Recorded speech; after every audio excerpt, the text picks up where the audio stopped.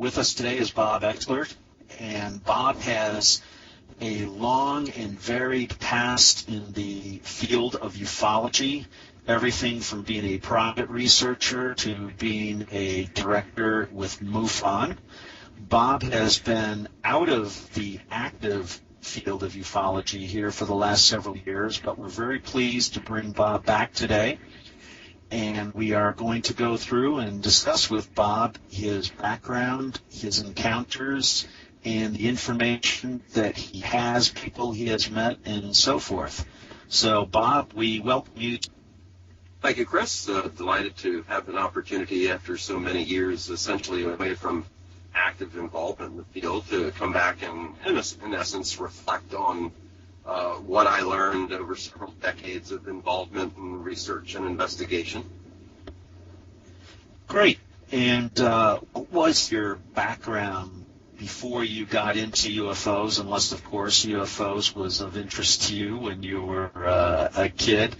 But what was your professional background, and from that, how did that lead into your interest with UFOs and ufology?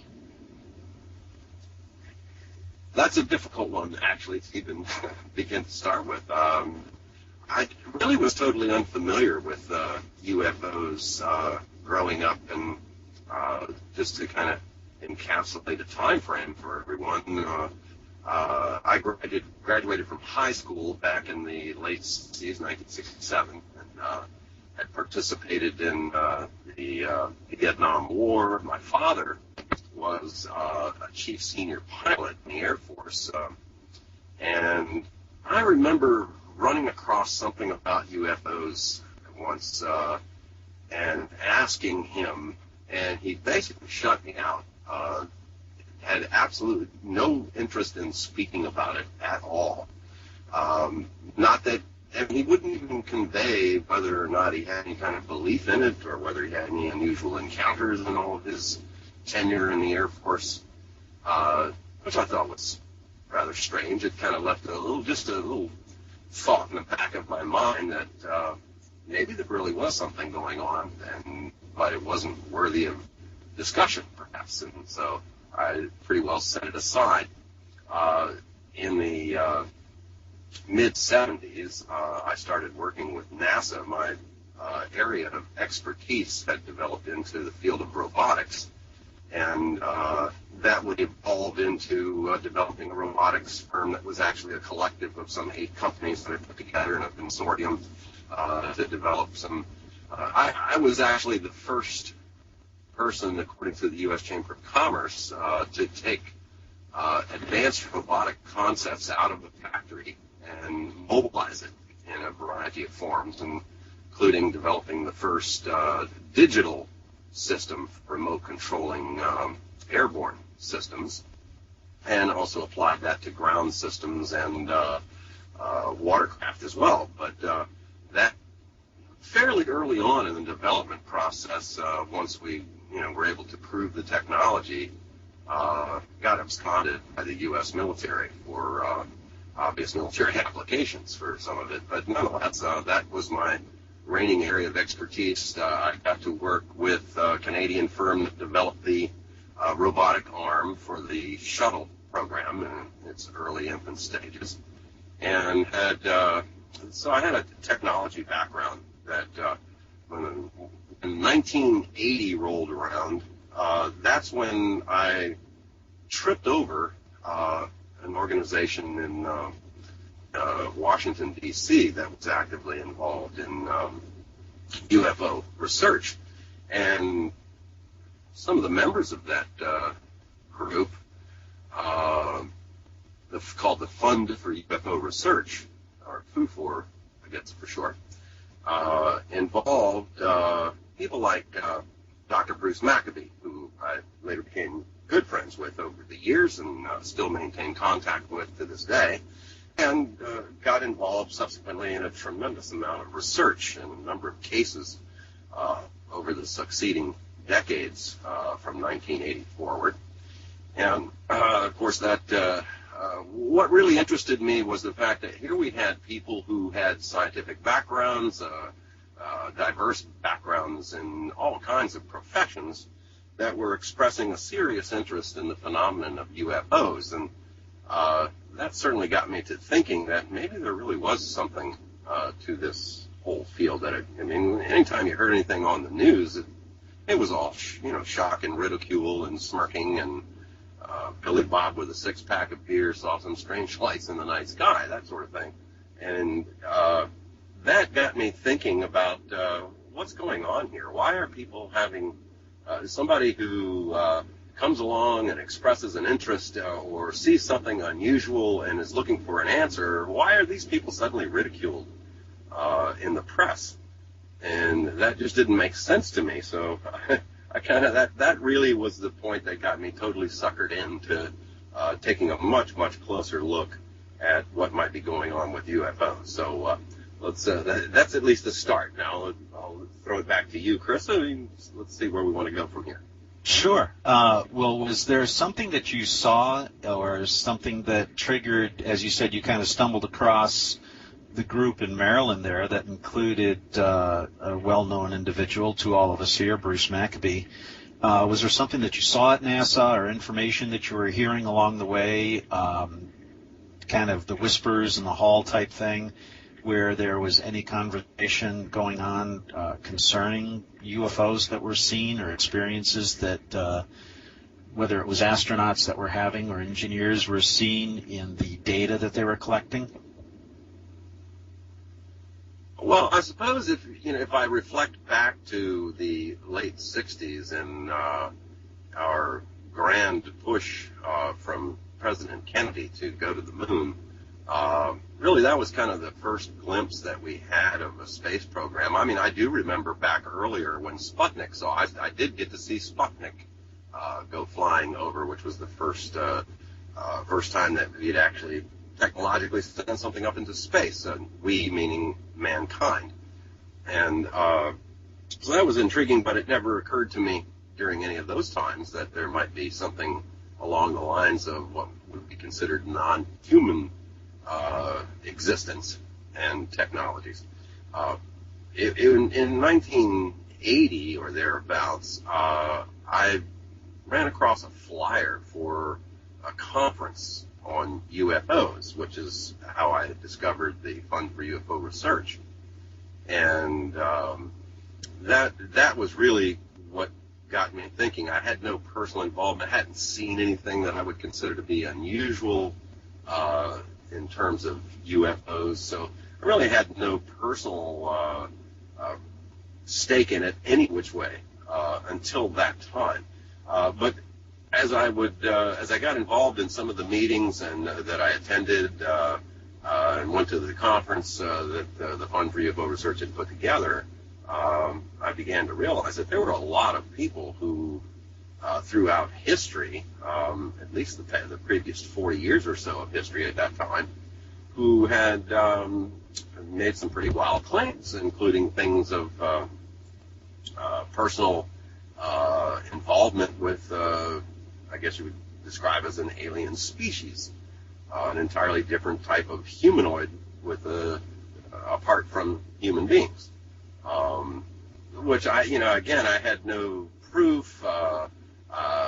It was all just, the different things. I found books that had been written and started doing a little bit of research to find out what was going on. And the papers that the Fund for UFO Research had published is what really got me delving in to see what did people know, what were people saying, what's going on here? Is there something that, and why is this all being kept from public knowledge? That started my research end of it. Investigation-wise, I got more actively involved shortly after my initial involvement with the Fund for UFO Research, in taking a look at specific cases. And I had discovered that there were unusual things that happened very close in my own backyard, essentially, around Annapolis, Maryland, and all around the Washington, D.C. area. And in the papers that I read from the Fund for UFO Research, I had discovered that there had been some extraordinary events that had been recorded even on radar back in the early 1950s, right here in Washington, D.C. And so I began to realize that there was a body of evidence that suggested that something else was going on, that suggested that perhaps we are not the only intelligent species in the cosmos. And considering the fact that whoever they were and wherever they came from, technologically had to clearly be more advanced than us in order to get here. We weren't going to visit them, they were coming to visit us. So that, again, was a point of great intrigue for me. And so I started to get involved actively in investigations with some of the other teams and Bruce Maccabee and some of the things that he was doing. And since I had this expertise in a variety of related fields to robotics, including optic systems, and of course Bruce Maccabee is an optical physicist, so we had a camaraderie right from the start as far as that was concerned. And there were a number of other people there as well who had various backgrounds in technology that were applying their investigative tools to unraveling things, and some were basically, their sole purpose was to, in essence, debunk what was being claimed as UFO activities. And that intrigued me as well. So I began to realize that there was almost like a war going on between those who seemed to believe and those who didn't believe. And it gave rise to the issue of, well, what is reality and what is belief? And that's really the core of what got me really interested in UFOs and trying to get to the bottom of, is this real? What is real? And what is indeed going on? Where would you like to go from here?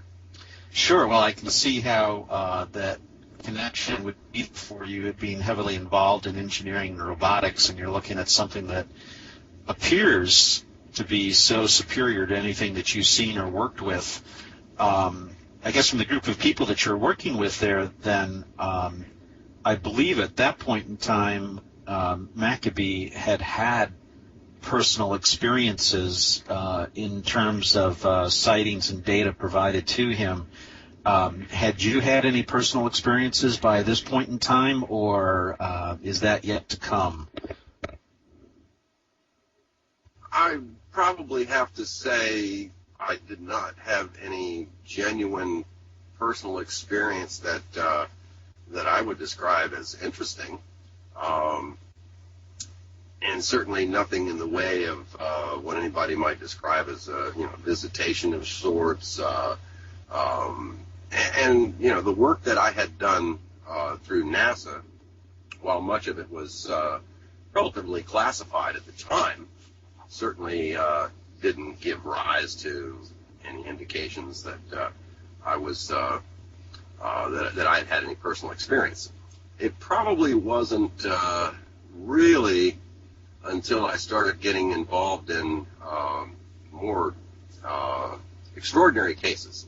Probably the first one where I really got to start applying my expertise to would have been the Gulf Breeze sightings that started initially back in 1986, and in 1987, a local builder there by the name of Ed Walters had some extraordinary encounters that he had recorded on an old Polaroid film camera, the old type that where you take a picture, you pull out the sheet, and you peel it apart, and you wait 60 seconds or something and peel it apart, and then you put a fixer film over top of it, and then you're left with a picture. And he had taken quite a series of these photographs of some unusual objects that were appearing in his local area there. And I mean, the story exploded into a lot more than that, and I ended up taking more than a dozen extended trips down to the Northwest Florida Panhandle to do on-site field investigations involving a phenomenon that went on for years and involved literally hundreds of photographers using video, film, every kind of type of recording device that was available to record incidents that were occurring on a regular basis. I subsequently got involved with Dr. Dan Oberlade, who now deceased, unfortunately, but he was one of the top psychiatrists in the country.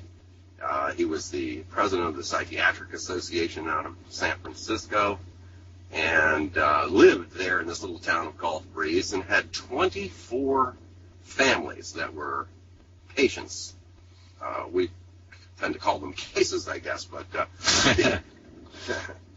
these were families that had strangely migrated to this little peninsula town outside of Pensacola from all over a wide area of geography, most of whom didn't really, I mean, you could trace little bits and pieces of things as to why they ended up in this little town, but they all essentially migrated to this area and had a history that, at the time I met Dan Oberlade, of a couple of years of involvement with a non-human intelligence that was coming and visiting them. I guess we kind of tend to call it abducting them, conducting various experiments, and then basically wiping the memories of the occurrences from their minds. And it opened up my eyes to what became the abduction phenomenon. I mean, I was initially interested because of the technology and these crafts and these wonderful pictures that were being taken by so many different photographers. I mean, I even had the occasion over a couple of years to take 4 separate television camera crews from around the world, including network television camera crews in the United States. They're on location, and in every case they were able to get their own live footage. So it really begged the question, you talk to people and you say that, well, UFOs are real. What they are, you have to be determined, I suppose, but the fact is that this is a genuine phenomenon, that these things are actually going on. Whatever it is that's going on, there's evidence left behind, quite a bit of evidence, in fact. And people will say, well, how come I don't hear it on the news? I said, well, probably because you don't watch all the news channels every day. Because it certainly gets recorded, and it certainly gets broadcast, and it's out there in abundance. So that was one shocking thing, and these television crews were not attempting to ridicule the events that were going on. They were merely interested because it's an intriguing news story. But as I quickly learned, news stories, the news phenomenon is just, it's a sensationalist business based on ratings, and something that's intriguing gets broadcast and published, and then it goes away. Sure. There's a life cycle associated with it that unless there's new or additional information that can be built upon what was presented, it will just somewhat die out and move on to the next thing. Well, that's one element that came to play. The other element is that we were looking at extraordinary equipment. Right beside Gulf Breeze is a naval air station, the Pensacola Naval Air Station. And over the course of a couple of years of going down there for extended periods of time and conducting investigations, we witnessed military aircraft come and chase these things away. They were coming in with such incredible regularity. They come out of the water, they come out of the sky, they go back into the water. All of these things being recorded regularly, literally on a daily basis for an extended period of time. And they, in one case, it was a substantial sized craft that parked over a shopping center for a couple of hours one afternoon. And of course, there'd be a couple hundred people would, gawk at it. Then one of the Navy jets would come flying in and chase it away. It was just unbelievable. So there was no indication that you saw that these were actually coming from Pensacola Air Force Base, but that there was a reaction from the military to the presence of the UFOs and USOs that appeared in the Gulf Breeze area. Well, it goes well beyond just that element. One of the investigations that I first started when I developed the Annapolis Research and Study Group here when we were conducting investigations into a number of unusual things that were going on in the Chesapeake Bay area, which was one of which was precipitated by the loss of 1 million fish in one day as a result of an experiment conducted by the Navy here in the Bay. They had developed in the Chesapeake Bay area something called the Empress Project, which stood for the electromagnetic, EMP, Electromagnetic Pulse Radiation Environment Simulator for Ships, Empress. And it's just a fancy term for an electromagnetic pulse generator that sent out 1 million volt shocks into the water, which obviously you send a 1 million volt shock into the water, you're certainly going to cause some disruption to the ecosystem. Which end up with the world's biggest fish fry, yeah. Well, that was one of the side elements to it. Another was they ended up having to close down a bridge because they, in essence, turned the pilings for the bridge into tuning forks, and it shook the deck loose. The concrete cracked, and they had to put steel collars. Close it for about 3 months. They had to put steel collars around the piers so that they could hold the bridge together. Oh, wow. Yeah. And anyway, to bring the story back down to Gulf Breeze, is that suddenly started appearing in Pensacola Bay and on land a variety of pieces of equipment that I had recognized from my research in Chesapeake Bay.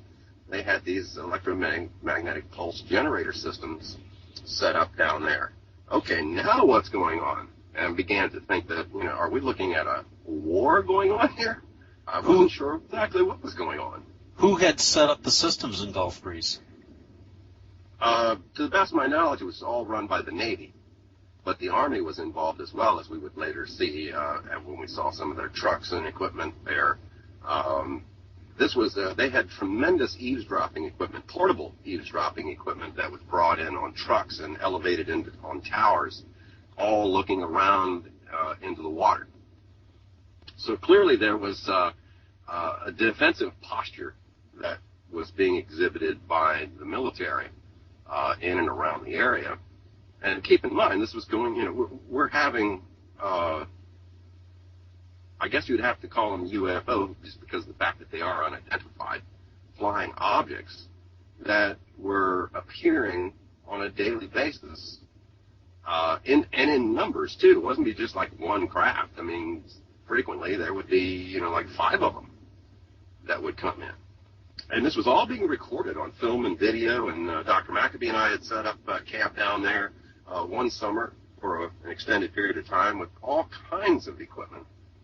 We were finding that we needed to pull in Geiger counter equipment, electromagnetic detection devices of all kinds, because we would have incidents where a craft would come in over a pond and for whatever reason suck water out of the pond, and it would leave a signature in the trees in the surrounding area that was detectable on electromagnetic devices.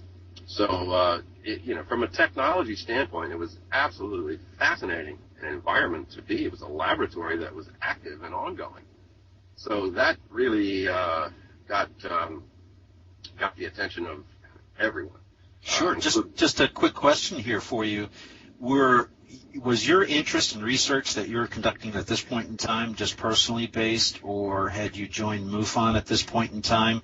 And then also from Dr. Maccabee's involvement, having been a researcher and an officer for the Navy, I guess the same question as to why he was down there. Was it his own personal interest in research, or do you believe he was there on an official basis?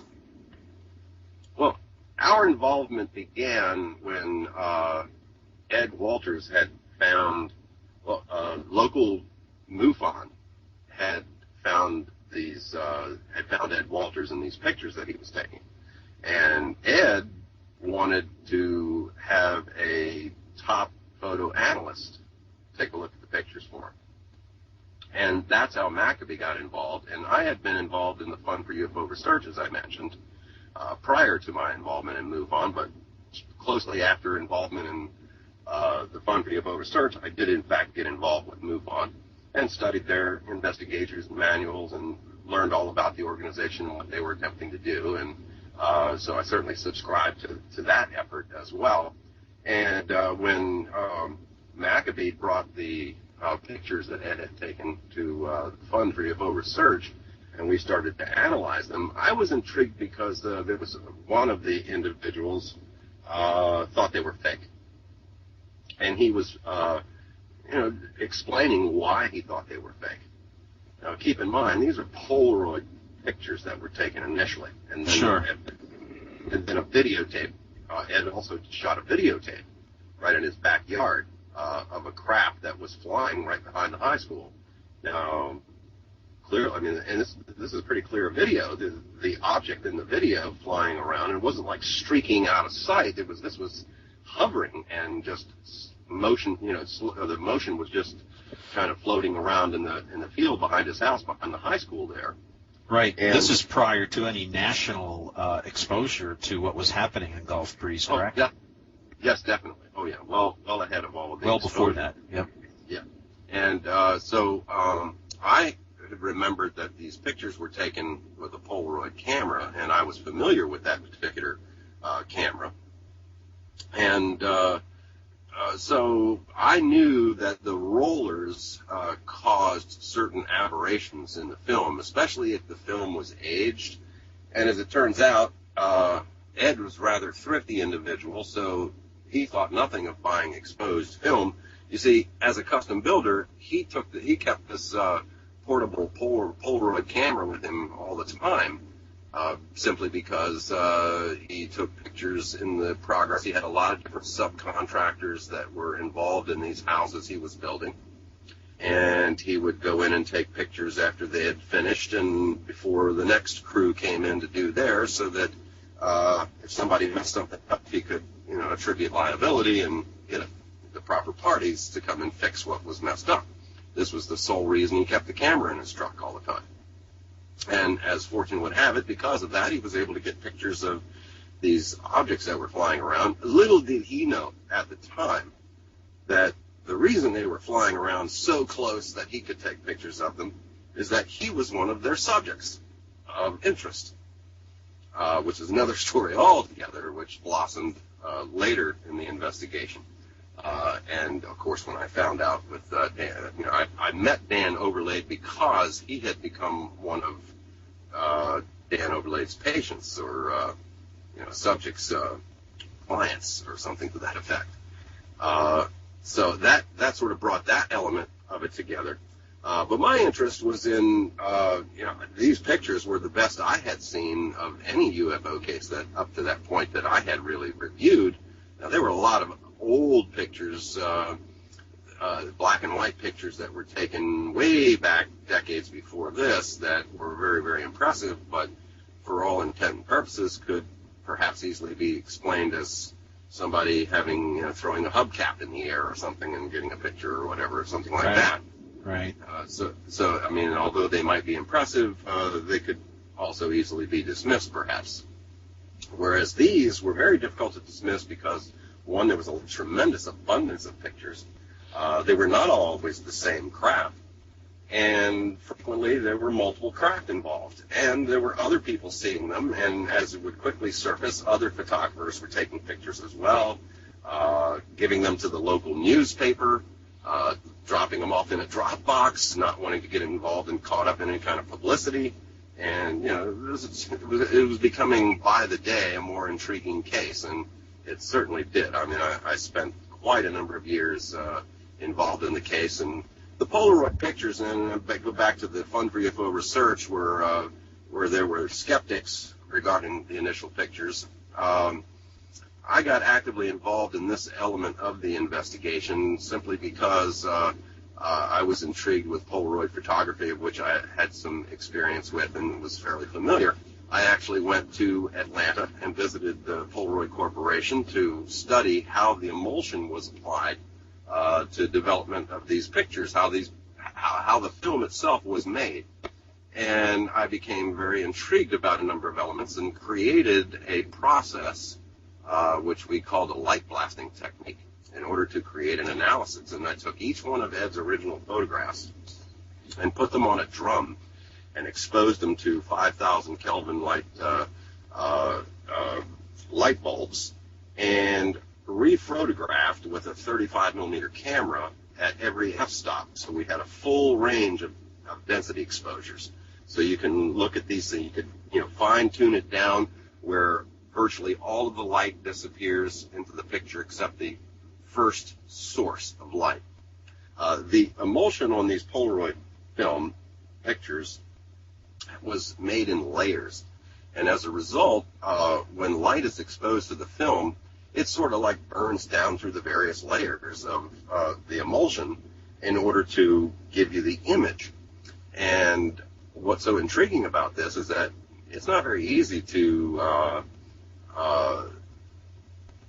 create a fake picture without it easily being detectable. And that was the first time I had seen pictures where, okay, now we can blow these things up to the point where, blow them up in terms of so much light on them, we can pull out every little latent detail. Now we're being able to see the actual structural elements within these craft. Because some of these pictures were taken from almost directly underneath the craft, right up into the bowels of the craft, if you will. Oh, okay. So, from a technologist viewpoint, these pictures were pure gold because it told us so much about these vehicles, and from all of that, we're hoping to be able to determine, well, what kind of propulsion system is this? How do these things operate? All these questions about, well, why are they here, and what's this, and all the other things that go into the sociology issues. Were sort of taking a back seat because we were so intrigued with the technology elements. Sure, and very important from a preliminary standpoint is it sounds as though through the research that you were able to do and these techniques that you developed, that you were able to ascertain that these were not abnormalities or anomalies within the camera or the film, or there was no apparent way that you could determine that there was any hoaxing that was going on, but that what you were looking at were indeed actual pictures and photographs of real objects, if you want to call it that, in the sky that were being taken with these Polaroid cameras. Well, that's true, but it also gave rise to the elements that were being used as the conclusion that the photographs were fake. And by that I mean, with the Polaroid camera, they have these rollers so that, as I mentioned, when you take a picture, you grab the end of the film and you pull it out through these two rollers that compress it starts the actual development process, the chemicals that are applied to the film. Right. Now, on an older camera, and especially with expired film, it is not at all uncommon, because we were able to duplicate it a multitude of times. You get these vertical bars across the picture. Right. That are areas where the rollers had passed through and hit, pockets of chemicals that started the process of development.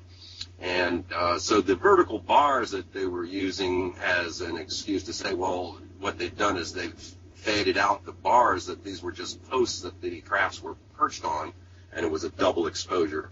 Well, we did thousands of double exposure tests to try to duplicate the pictures that we were looking at. And by the way, Ed also was using a 35 millimeter camera and taking pictures from that as well. Actually, it was a stereo camera. We started providing Ed with equipment, and Bruce McAfee developed a stereo camera using two Polaroid Sun 600 cameras, which is an advanced model from the initial camera that Ed was using.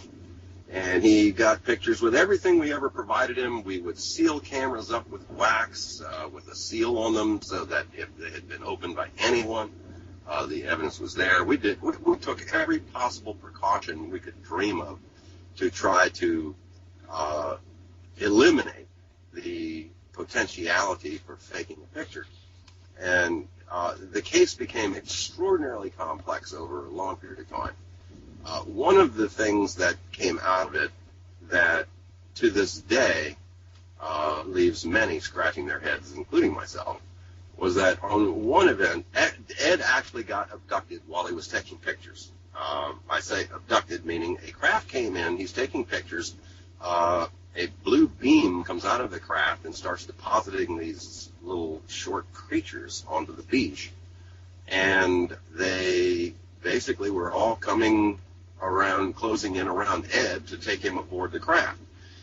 They had a device, which we subsequently learned is essentially called a monorod neurocontrol device, which dispenses a pulse of some form of electromagnetic energy. Perhaps it's a blast of plasma. We're not really sure exactly what it is, but the objective is to essentially knock out the victim.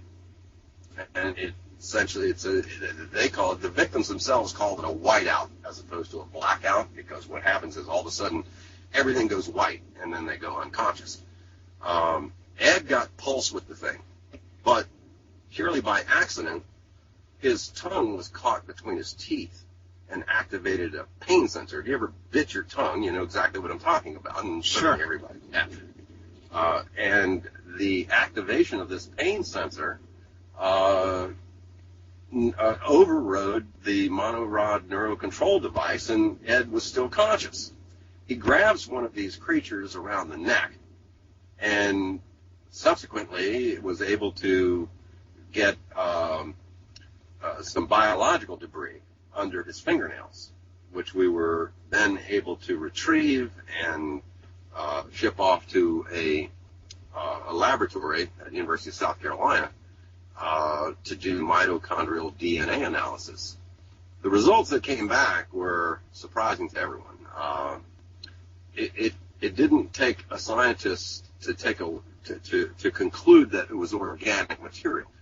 We had it in a little vial. You open the vial up and just take a whiff of it, and you can tell it is indeed organic. Very pungent odor.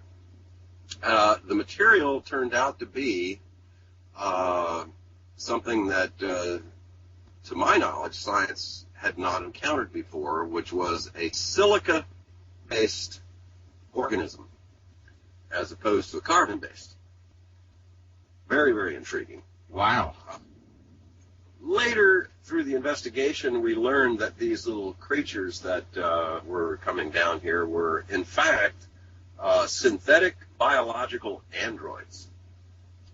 Not the true intelligence behind whatever was interested in Ed and his life, and the rest of the sociology that goes on from there. But they were synthetic biological androids dispensed to basically obtain the subjects of their study. And Ed certainly was one of those. And the what they used, so since Ed did not get knocked out by this pulse, you might be asking the question, well, then what happened next? And I don't want to leave everybody hanging, so I'll explain that little portion of it as well. They had implanted images at this point in Ed's brain that if he didn't give up, they were going to go and get his daughter. And they were showing him images of his daughter back at the house, which was literally a quarter of a mile away. Right. And at that point, Ed gave up and submitted to the abduction. So that's an extraordinary story, one of just many. That's just one incident that went on by the dozens on a regular basis over a period of years there. And, I mean, that case alone took up so much of my time and got me so fully immersed into the UFO phenomenon, and that it just simply added so much more to the research that I had done with the Chesapeake connection, which we haven't even discussed yet, or how that started, that kind of brings much of this together as to how a fairly rational, intelligent human being could find himself so fully immersed in something called, something like an alien phenomenon. Sure. I mean, now you're being presented with data. You've got photos and information that you've been able to replicate, that you've been able to test.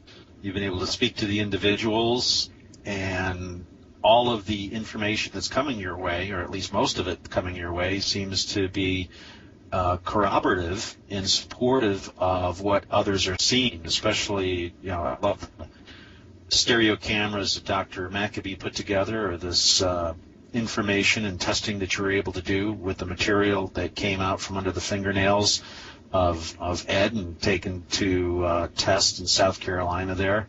I mean, all of that is certainly worthy of them pulling you into and becoming totally immersed in the subject at that point in time, because I could see how even in just this one particular sliver of what's going on out there, that this is enough to study and stay on top of and become completely devoted to spending your time researching it. I mean, that's all just really quite incredible. One of the questions that came up here as we were discussing this a little bit is Dr. Maccabee's impressions, both at that time and whether or not you're aware of what his current impressions are of what he saw down there, and then the ufology research and study that he's done through the years in general. So, did he really walk away from Gulf Breeze with the same thoughts that you had regarding what you were seeing, or are you aware of what his particular viewpoint or opinions were of the data and photos that he had been shown and studied? Gulf Breeze generated, I think you'd have to probably say that Gulf Breeze was the biggest case in the history of ufology, in the sense that there was an abundance of evidence, photographic type evidence for one, the physical evidence on the ground, active contact of multiple families, that it has to be considered the most prolific case in history in terms of what it gave us to evaluate the UFO phenomenon with. With regard to your question, I don't want to speak for Dr. Maccabee, but based on things that he has published publicly and continues to discuss to this day, I'm sure Gulf Breeze ranks as, if not the number one, certainly one of the number one cases, the top cases that he's ever been involved with, that provides us with enough information to clearly recognize that it is beyond a genuine phenomenon. We don't know who these people are. I call them people because of lack of a better term, but we really don't know the intelligence behind the phenomenon as it relates to Gulf Breeze itself. What we do know is that they definitely are there, that they have equipment capable of flying through the air and getting into the water with equal ease in and out of the water. That we learned that they use creatures that are synthetic biological beings to do the groundwork, as it were. And there's insights that go well beyond that, and quite a number of books that have been published, both by Ed Walters and others, relative to the events that transpired down there in the late 80s and early 90s. And the sightings continue to this day, so it's not like it's gone away. But, I mean, what had happened in Gulf Breeze was a phenomenon in ufology. It brought interested parties, MUFON groups, the Mutual UFO Network people, skeptics. It brought the media. It brought everyone into this small little town of about 5,000 people and touched them with something unusual to our daily lives that we call the UFO phenomenon, which in essence represents a non-human intelligence interacting with us in our everyday life in a very, very incredible way. that certainly will make you scratch your head and wonder what is life all about and where do they come from, who are they, why are they here, what do they want from us, why